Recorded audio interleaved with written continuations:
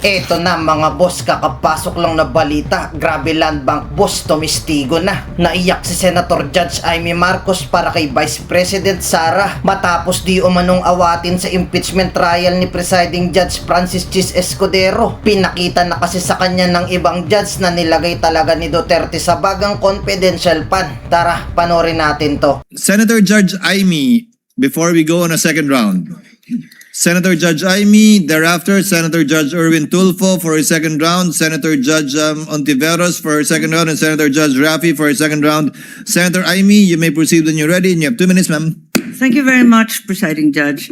And this is a very simple question by way of information to the prosecution. During the Blue Ribbon Committee, a certain Jean Abaya was called as a resource person. As I recall, she was then the operations head of Land Bank Shaw and assumed the position of department manager thereafter. I understand, of course, that the prosecution has the right to choose your witnesses. I am simply curious, bakit hindi pinatawag si Ms. Abaya na magtestigo ngayon, samantalang siya yung may personal knowledge ng encashment ng mga cheque na pinag-uusapan? Your Honor, The Honorable Chua may respond. thank you, Your Honor. Your Honor, at that time, when this check was encash, si Ma'am po, ang ating pong testigo, siya po ang branch manager. Hindi po si yung nabanggit po ninyo. Yes, alam ko na siya yung branch manager, pero yung operations head at that time, si Jean Abaya. As a matter of fact, she was even able to say that the entire amount of the checks was withdrawn each encashment. So, ang lumalabas doon sa House hearing, kung naaalala kong maigi, si Miss Abaya ang direktang nakipag-deal kay Miss Acosta, di ba? Your Honor, kung maririnig po natin yung kanyang salaysay, siya po kasi yung nakikipag-coordinate sa OBP. Siya In fact, nakikipag-coordinate or sino ang direktang nakikipag-usap kay Miss Abaya? Kung ganon. Kay Miss Acosta, sorry. Di ba si Jean Abaya? Pwede po Yun ang akong sumagot. pagkaintindi ko dun sa House hearing eh. Pwede po akong sumagot. Yes, please. Si Jean Abaya po, siya po yung next in rank nung ako po ay branch Siya manager. yung- Next in my rank. Oo, yeah. Opo. Pero siya ba yung direktang nakipag-deal kay Miss Acosta ng DepEd? Ako po ang direktang sa OVP po. Nakakapagtaka lang kung bakit nung House hearing, si Miss Abaya ang siyang nagsabi ng direktahan na yung entire amount ng cheque was withdrawn each encashment. Hindi po kayo. Ba't nagkaganon? Your Honor, bali po si Gina Baya po ang naging incumbent manager. Siya po yung pumalit sa akin as branch manager. So at that time, tinanong po nga siya. So since operations manager po siya, aware din po siya sa transaction. Pero natanong din po siya kung sino direktang kumakausap sa cash division Okay. staff. So kaya po ako napatawad. Kayo yung direktang nakipag-usap. Opo. Kahit siya ang nag-attest na talagang buong amount ang withdraw. Ganun ba Aware yun? naman po siya sa mga transactions din po sa branch. Okay, maliban doon, Ms. Constantino, nung House Blue Ribbon, narinig ko, nung tinanong ni Congressman Luistro, sino ang nag-withdraw ng pera at linagay sa mga bag, nung una, sabi niyo, you didn't recall. Matapos noon, medyo may leading question si Congresswoman noon eh. Kasi ang sabi, do you recall Miss Acosta? Do you recall Mr. Ortonio? Bigla ninyong naalala si Miss Acosta at si Mr. Ortonio. Tama ba yun? Ba't nagkaganon? Nung una, hindi ninyo maalala. Pagkatapos nun, naalala na ninyo.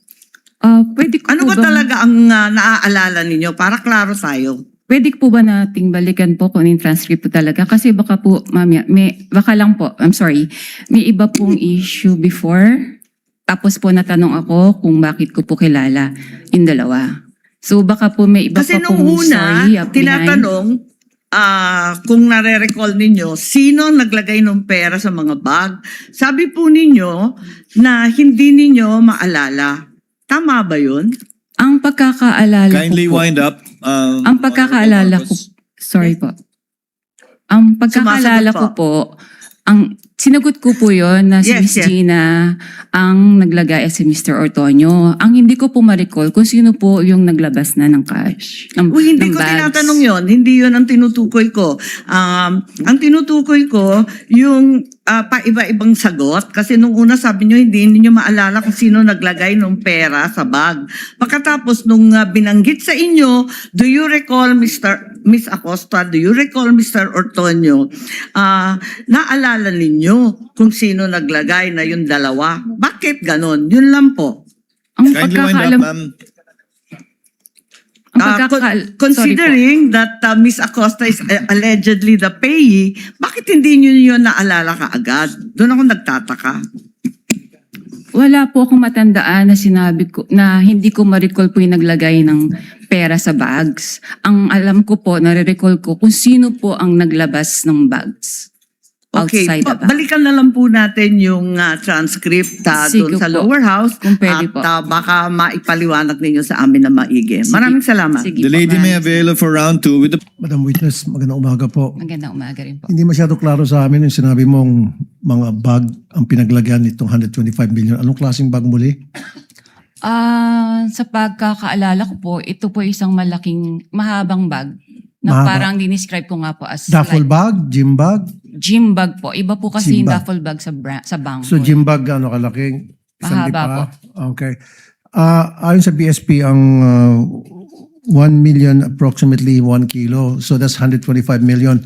So si Gina lamang ang nagbitbit ng 125 kilos palabas ng bangko? Ang alam ko pong assistance po na naalala ko po ay nag-provide po kami ng trolley. Ng trolley. At Opo. mag-isa lang si Gina. May kasama po sila eh. Hindi ko lang po ma-recall. So ilang duffel bag po ulit? Mga 3 to 4 bags po. I mean, so 3 to 4 Bags. yun sa 125 Gym bags. million. Gym bags. Dapat sigurado. 3, 4, 5, 6, 7, 8, 9, 10.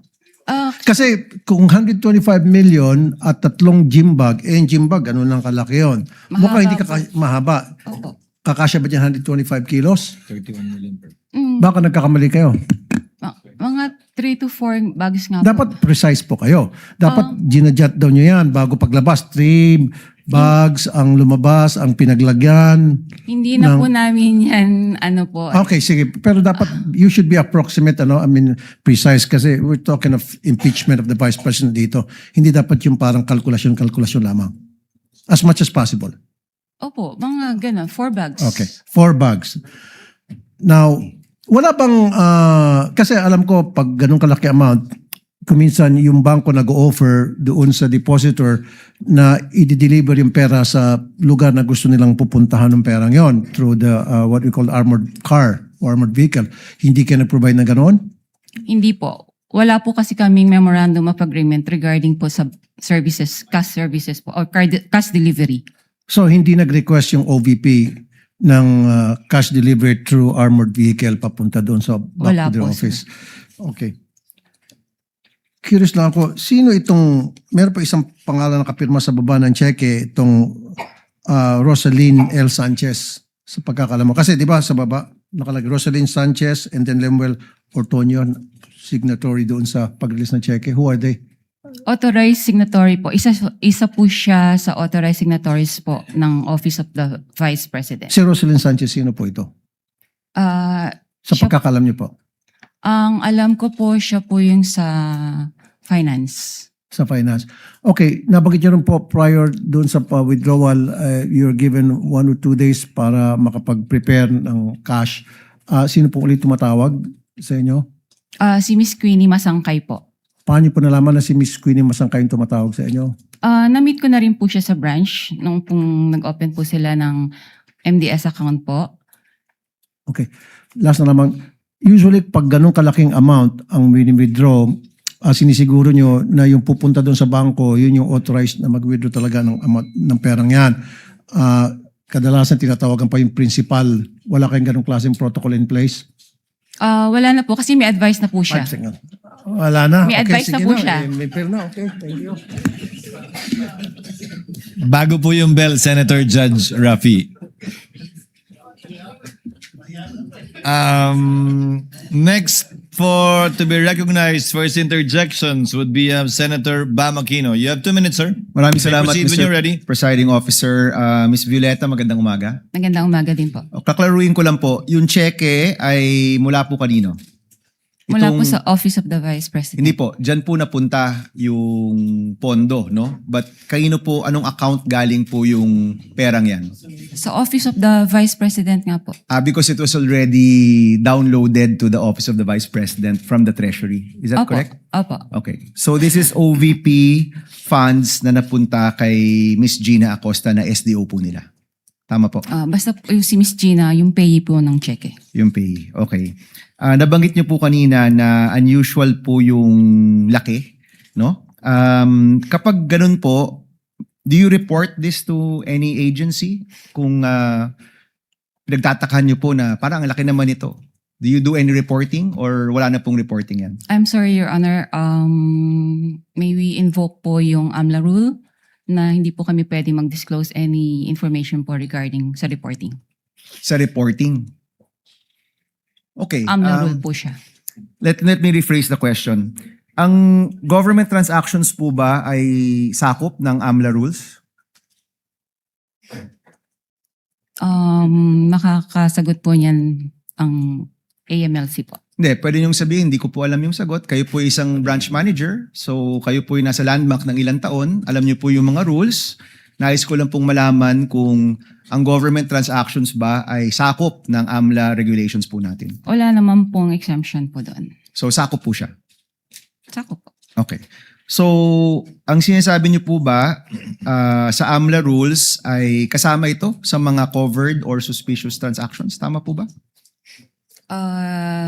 Yun nga po. So, I invoke po na mag-prohibit po ako magsabi po nito. Okay, let me rephrase. I'm sorry, these are simple questions, no? Regulations lang po ito.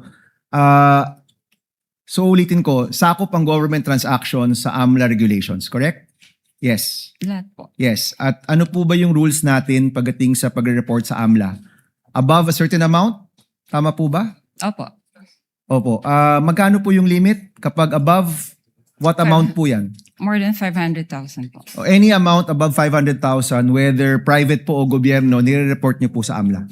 Supposedly po. Okay, yan yung covered o yan yung suspicious? Yung over 500,000, magkaiba po yun, Covered di ba? Okay, yung suspicious po, ano po yung regulasyon kapag nagsasubmit po kayo ng suspicious transaction? Ano po yung batayan? Bakit ang isang transaction ay suspicious? Kung sa tingin po namin ay doubtful po yung transaction.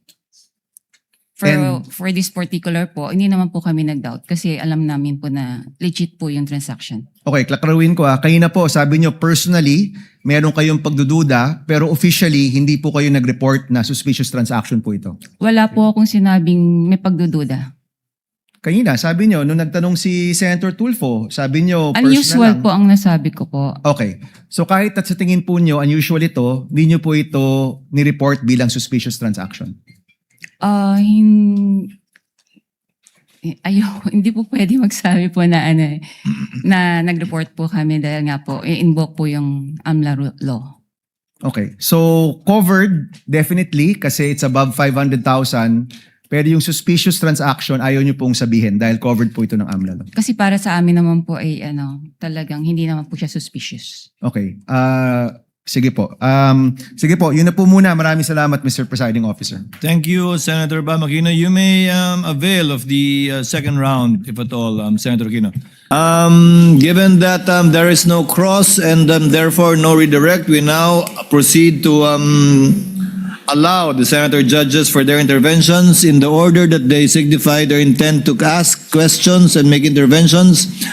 The Honorable Erwin Tulfo, thereafter the Honorable Rafi Tulfo, thereafter the Honorable Senator Judge Aquino. The Honorable Tulfo is recognized for his interjections and interventions.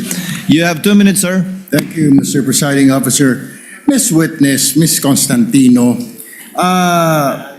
dyan ba talagang account ng mga OVP sa bangko ninyo, sa show? Or si VP lang ang nag-open ng account dyan sa bangko ninyo? Yung Office of the Vice President po. OVP. Opo. So, hindi lahat dyan may account ang OVP? Wala na po akong alam. Okay. Kaya nga po, tanong ko natin, si dating VP Robredo po ba nagbukas din ng account dyan? Actually po, na-transfer lang po sa amin ang ang MDS account po ng Office of the Vice President noong pong September 2022 nung lumipat po sila ng kanilang office address sa Pioneer, Mandaluyong. Okay. Normal po ba na ganito kalaki ang wini-withdraw ng isang government agency? Is this normal? Nakakita ka na ba nito ng other government agencies na ganito kalaki ang withdrawal? Wala po, unusual po ito. Unusual yung withdrawal. So therefore, kung unusual, Madam Witness, hindi mo kayo nagtanong man lang, para saan po ba kayo ito? Kasi alam ko sa bangko po, nagtatanong. Ako po, nagbabangko ko sa privado. Natatanong po yung staff ko, para saan ba gagamitin ni Sir ito, ni Sir? Hindi na ba ninyo tinatanong? Kasi po may advice naman po siya.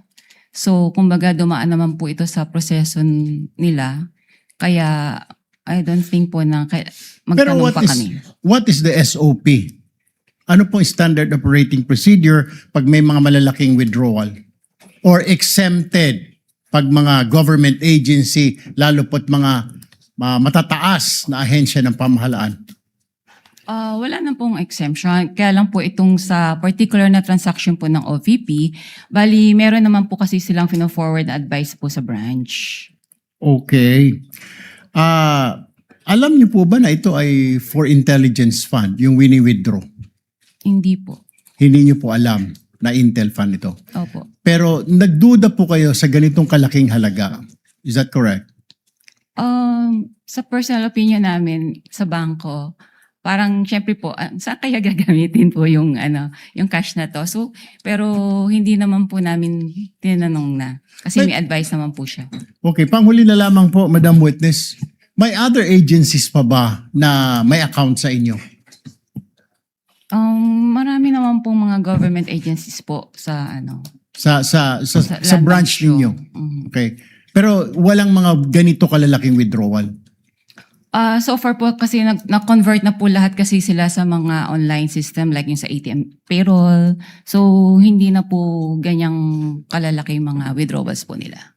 Thank you, Madam Witness. Thank you, Presiding Officer. Thank you, Senator Judge Erwin Tulfo. Senator Judge Rafi Tulfo is recognized. You may proceed, sir, when you're ready for interjections and interventions. You have 2 minutes, sir. Senator Judge Risa Ontiveros is recognized. You may proceed, ma'am, when you're ready. You have 2 minutes. Salamat po, Mr. Presiding Officer. Madam Witness, yung 32 years nyo po na sinabi sa banking industry, yun po ba lahat ay sa land bank lamang? Opo. Okay. And then, sabi nyo po, unusual. Unusual yung withdrawals na ito.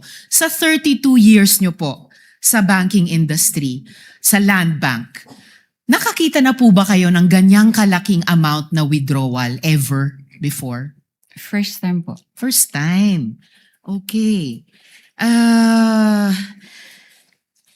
Sabi nyo nga kanina, unusual yung amount. First time, may ganyang amount na 125 million pesos. Bakit yung sinabing unusual? Ano yung floor nyo para sabihing unusual yung isang amount?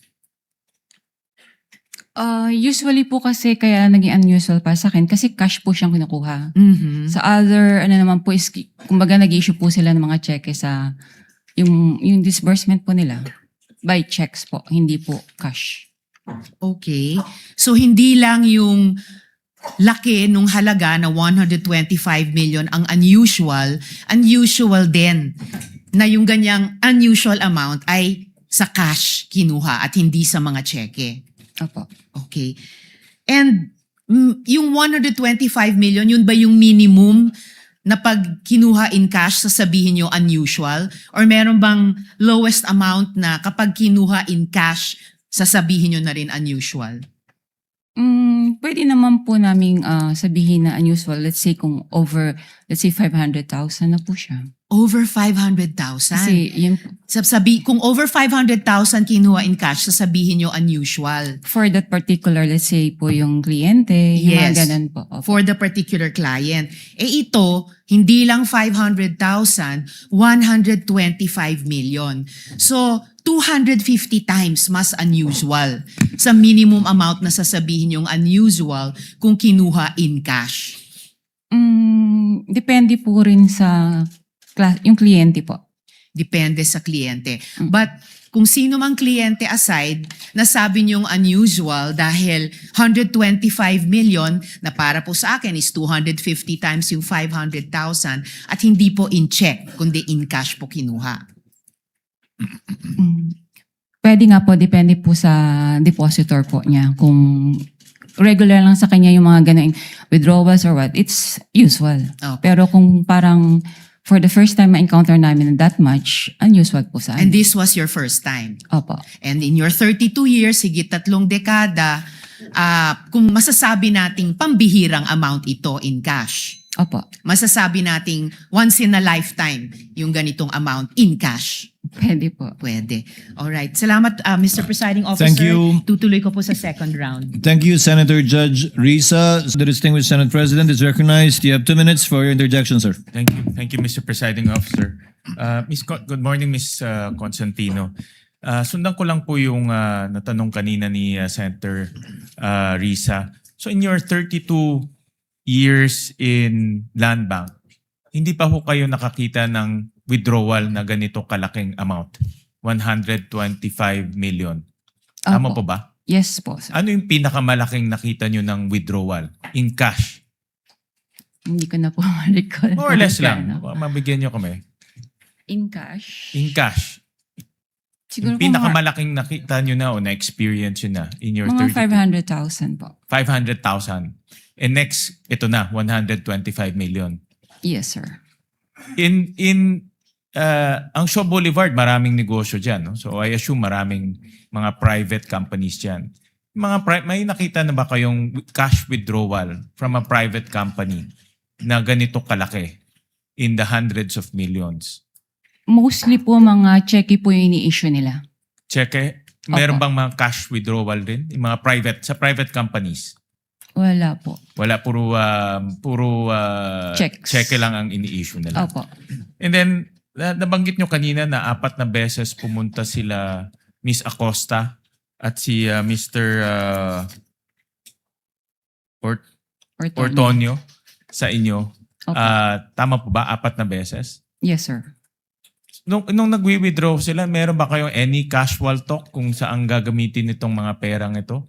Kasi sabi nyo nga kanina, unusual, ngayon lang kayo nakakita. Hindi ba nagkaroon kayo ng konting parang casual talk sa pangatlo o pang-4 na pagkita ninyo kung saan gagamitin tong perang to? Hindi ko na po ma-recall, Your Honor. I'm sure nag-uusap kayo, di ba? Yeah, brief talk. Brief talk, mayroon bang nasabi kung saan gagamitin itong perang ito? Hindi ko na nga po maalala. Sorry Ay, po. Hindi nyo na maalala. Okay. And then, kanina nasa tanong rin ni Senator Bam, typically rini-report to sa AMLAC no? Yung mga ganitong kalaking amount. Na-report nyo na ba? Na-report nyo ito? Hindi yung detalye. Ang tanong lang naman kung na-report yung ganitong kalaking cash withdrawal sa AMLAC. Ang alam ko po, ang Land Bank naman po ay compliant po sila sa when it comes to reporting po. So, nare-report siya. Compliant po kami doon. All right. Thank you, Mr. Presiding Officer. Senator Judge Pangilinan is recognized. You may proceed, sir. You have 2 minutes when you're ready. Thank you. Magandang umaga. Ang umaga po. Unang-una, si Gina Acosta, kilala ninyong bilang Special Disbursing Officer, tama? As payee po ng cheque. Hindi bilang Special Disbursing Officer. Hindi po. Kung siya ang payee, hindi, at sinabi nyo, iba ang tumatawag sa inyo na 2 days in advance. Iba po. Di ba? Sino yung sinabi nyo tumatawag? Si Miss Queenie Masangkay po. Miss Masangkay. Opo. Bakit iba? Would you know, if you know, bakit iba yung payee, iba yung tumatawag? Wala po kang idea kasi it's under the agency po kung sino pong gusto nilang gawing payee po. Pero bakit si Masangkay ay kilala mo? Nagpakilala siya? Did you meet each other? Na-meet ko po siya kasi po bago po sila mag-open ng account po sa amin, so nag-visit po sila sa branch. Okay, so you knew her personally and therefore siya ang tumatawag. Pero ang payee ay si Miss Gina Acosta. In other accounts, would you know or would you have experience na ganun din? Iba yung payee, iba yung tumatawag? I suppose yes, no? Wala po akong idea. Okay, okay. Doon sa nabanggit niyong first time ang ganyang kalaking halaga, kaya sabi niyo unusual. Meron pa bang ibang ahensya? Tama bang sabihin, walang ibang ahensya ng pamahalaan ang naglalabas ng ganyang kalaking pera sa inyong accounts, sa inyong branch? Dahil kayo ay depositary ng government bank, hindi ba? Wala na po akong ma-recall kasi nga po kagaya ng sabi ko kanina, lahat po ay na-convert na po sila sa mga online transactions. And most government agencies would use checks Checks or online transactions po. or online transactions. Okay. So, and sinabi nyo, ang average na cash transactions sa inyong withdrawals, apart from yung 125 million na cash, yung average is about 500,000. Tama? Yung average amount ng cash. Pwede po or lower than that. Kung cash po. Yes, yes. So, malaki yung agwat, no? Opo. And that's why you say it's unusual. Yes, sir. Okay. I have no other questions, Mr. President, Presiding Officer. Just to manifest that earlier, the witness said that she's bound by the confidentiality rule under the AMLA law. But we take exception to that, but I understand that we will be tackling this matter in another article. We will not concede that you cannot disclose this information, this being the impeachment court. But it being, dahil ito'y itatakal sa ibang articles of incorporation, we will not pursue it at this time. I mean, the articles of impeachment rather. Is it Article 2? Then we will not insist and we will not push the issue at this time. For the record, Mr. Presiding Officer.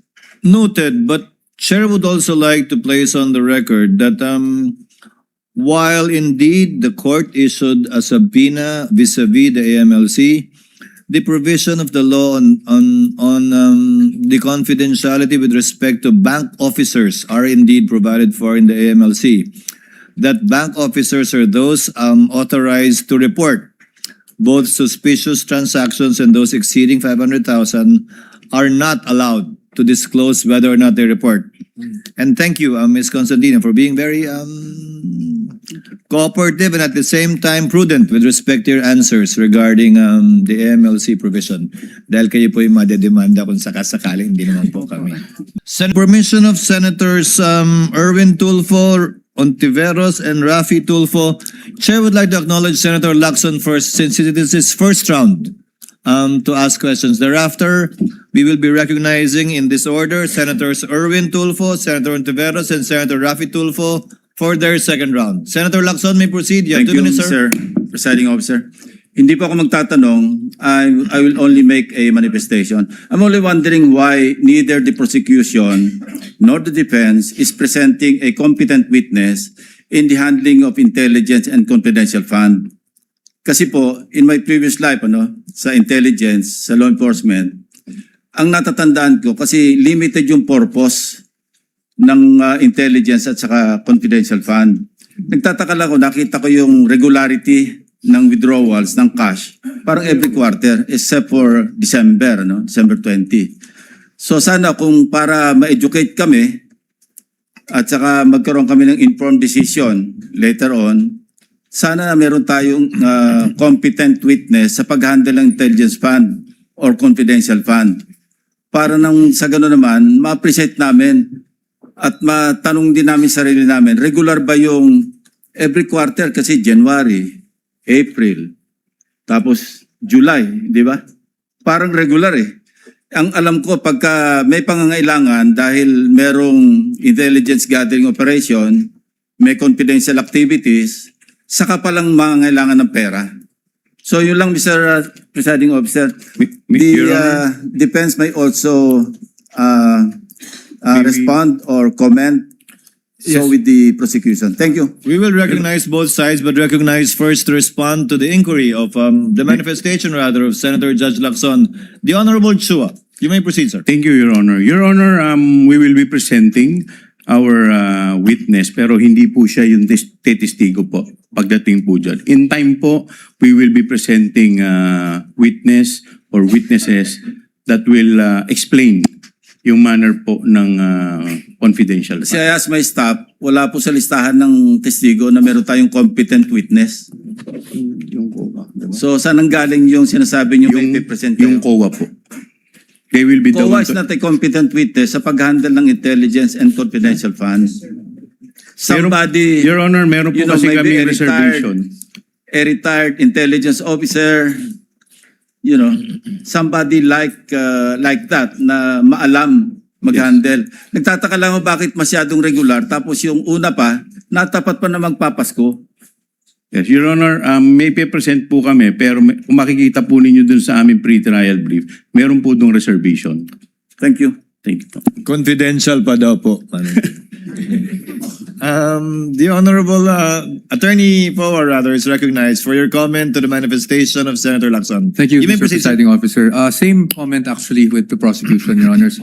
Meron din po kasi tayong mga reservations. So we will present when we feel necessary, Your Honors. Sa ngayon nga, confidential pa din yung witness niya.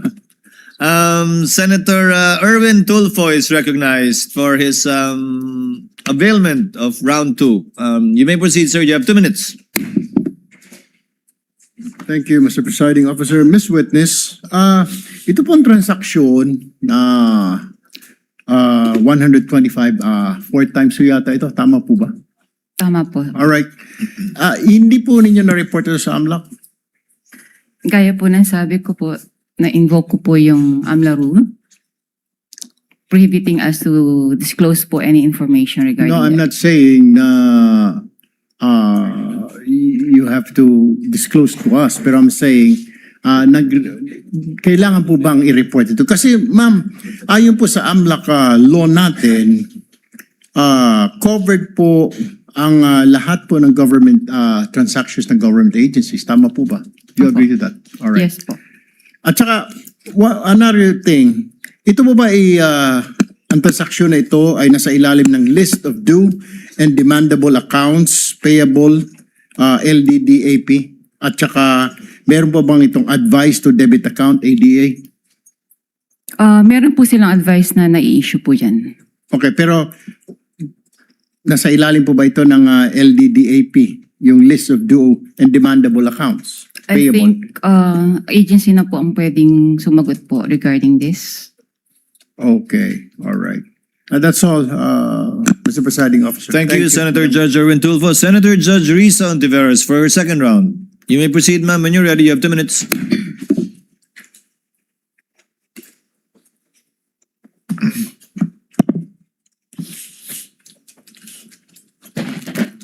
Salamat po, Mr. Presiding Officer. Madam Witness, yung unusual pa rin, bago ibang tanong. Sinabi nyo kanina sa prosecution may cash-involved limit. Magkano po yung cash-involved limit Sa branch po sa namin. branch ninyo? Pwede ko bang hindi sagutin po yan for security? All right. Then hindi ko itatanong yung follow-up question doon. Ito na lang. Sabi po ninyo, wala ang branch ninyo ng ganyang amount. Kung pwede nyo sabihin, magkano po ang halaga na meron ang branch nyo?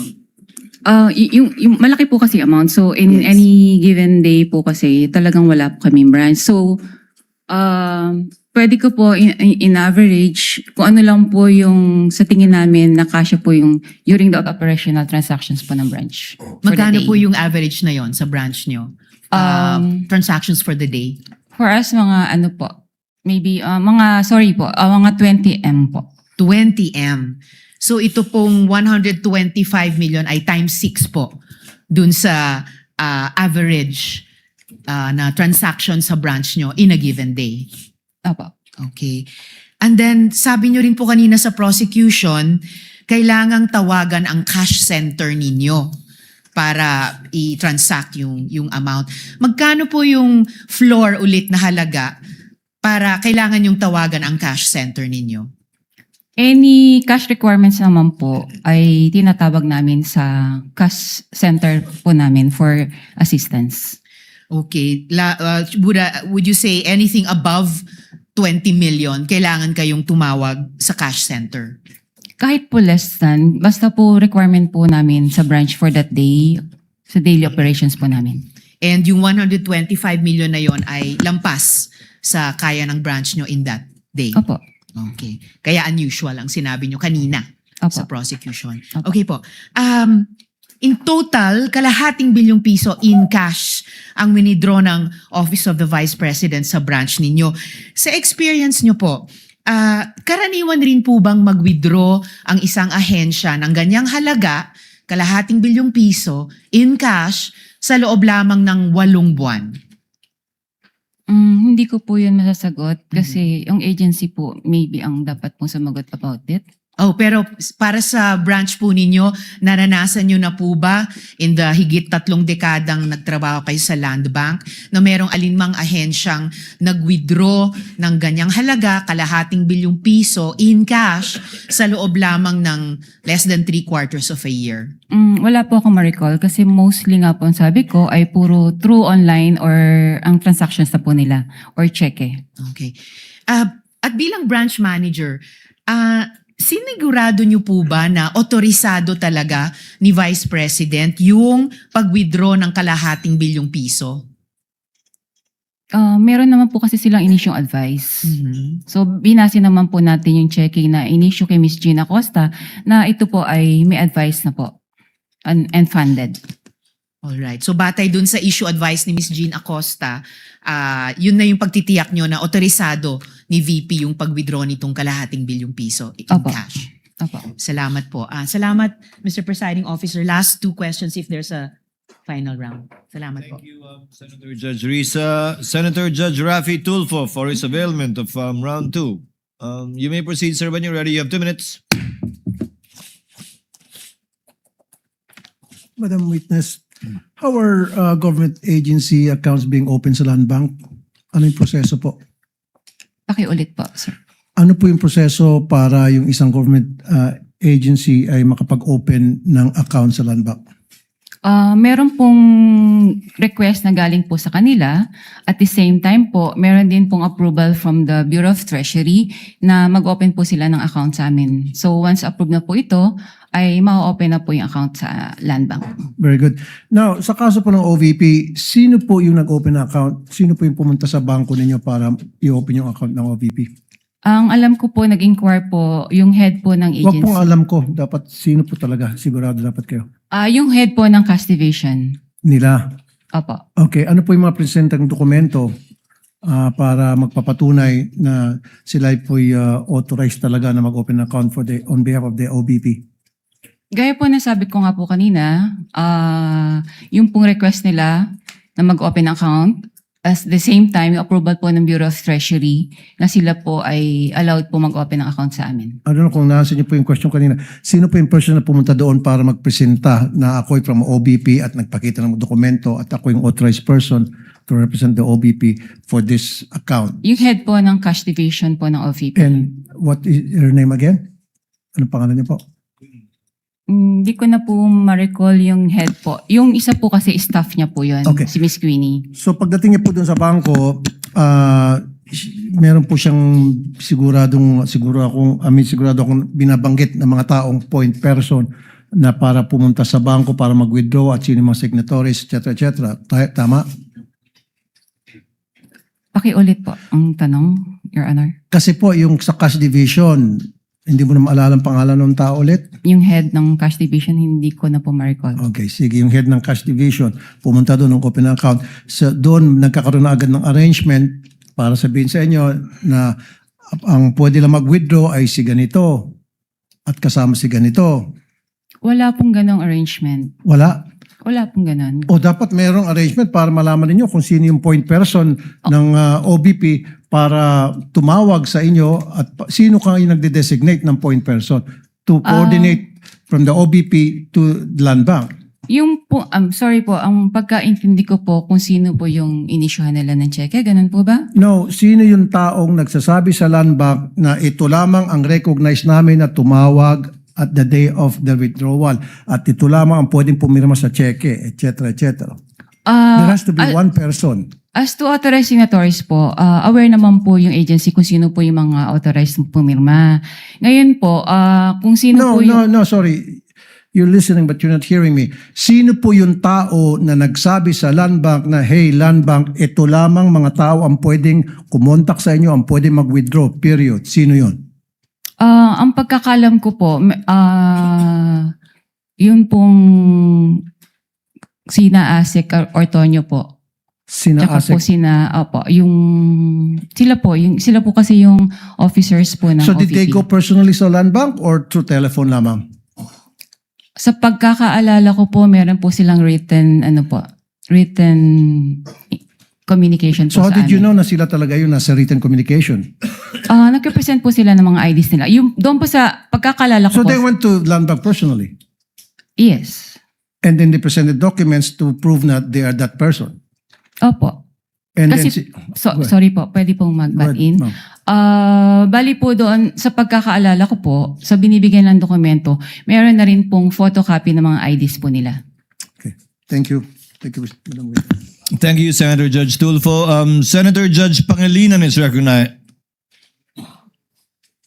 recognized for his round 2 availment. You may proceed, sir, when you're ready. You have 2 minutes. Thank you. Yung cheque na winidraw o pinisenta sa inyo December 20, 2022, tama? Ang date? Opo, December 20, 2022. Kinuha yung pera on the same day, December 20. Opo. So, kung sabi nyo kanina, unusual yung malaking halaga. Unusual din, o usual ba yun? Yung ganung halaga, same day naka-date, same day din i-withdraw? Ganon? Bali nga po, Mabilis ba yun? may prior notice po sila, ang agency, na meron silang magkakaroon po sila ng ganong encashment. So as to 2 days date- before? Opo. So, yung pong December naman po kasi, pwede naman po nilang gawin yun on the same day. Kasi po, pag December, merong regulation naman po ang Bureau of Treasury. Kapag po December, hindi na po natin siya inihintay ang 24 hours or to 48 hours na ano po. Yes. So, Na but if grace you period. combine both, the huge amount, which is unusual, and the same day dated check Transaction. and the same day withdrawal, is that usual? So, tingin ko naman po, usual naman po siya. So the only thing unusual is that it is a huge amount, which you've never experienced in your Yes, Your 32 Honor. years. Opo. Okay. And so tinatawag sa'yo 2 days before kahit hindi pa handa yung cheque, in other words. No? Hindi ko na lang po Oh, kasi alam sa 2 side days- nila. Opo. 2 days before, oh yeah. Pero posible, no, na 2 days before, December 18, 17, hindi pa nahanda yung cheque, pero ihahanda nila, pininotify na kayo. Opo. Okay. Maraming salamat. Thank you. Thank you, Senator Judge Pangilinan. Senator Judge Ontiveros for the final round for your last 2 questions, I believe, or no more? No more? If there are no other interventions or interjections from the Senator Judges, the presiding officer would like to excuse you already. Ma'am Violeta Constantino. Thank you very much, ma'am, for your time. Salamat po sa inyong kooperasyon. Magandang umaga po. Mananghalian po muna kayo dyan bago kayo umuwi.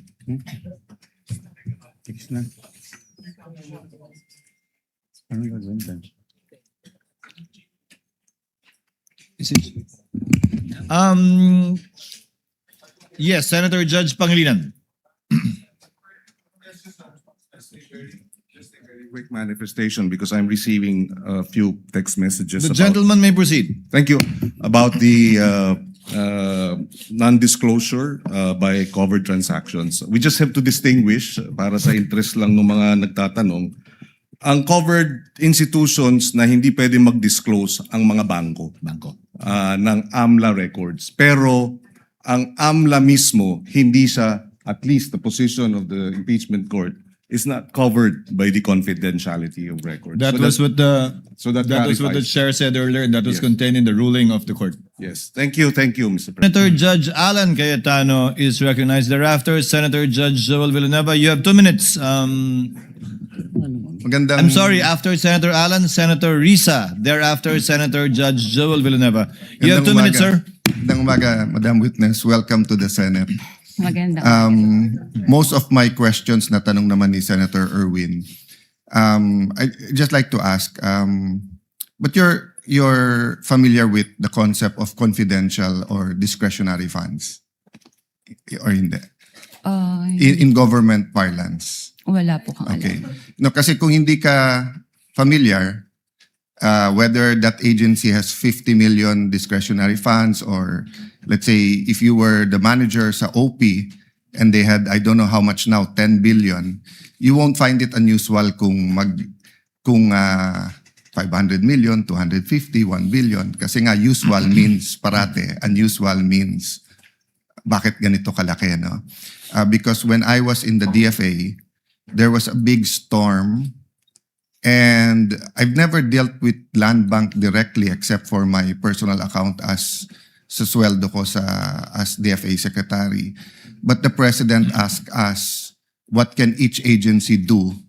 So my staff then, si Yusek Ariola, said, sir, maraming ma-stuck sa mga ports, airport at seaport. May isa tayong fund. Kung OFW sila, pwede tayong magbigay. So I think we had to withdraw 50 or 100 million. At sinabi ng branch manager, wala. And then it was a Friday. So I had to call the president of Land Bank and say, sir, basta stranded, hindi. And then they sent over 50 or 100 million. So my point is, just because it's unusual, it doesn't mean it's illegal or whatever. Tama po ba? Wala naman pong illegal doon sa encashment po. Because nga, may difference when it's a private account.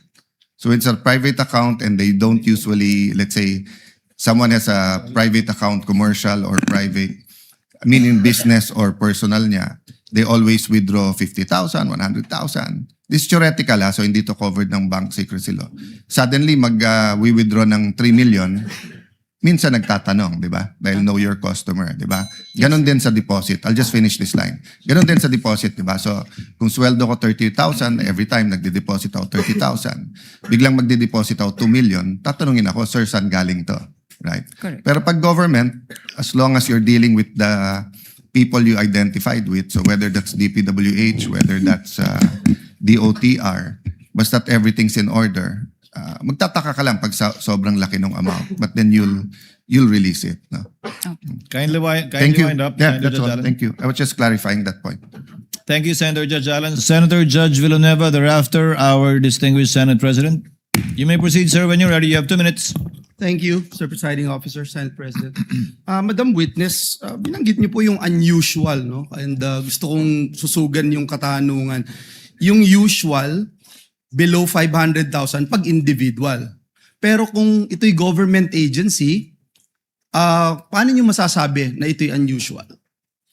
Any depositor naman po, kung hindi naman po ganong frequent silang nag-withdraw ng ganong kalaking cash.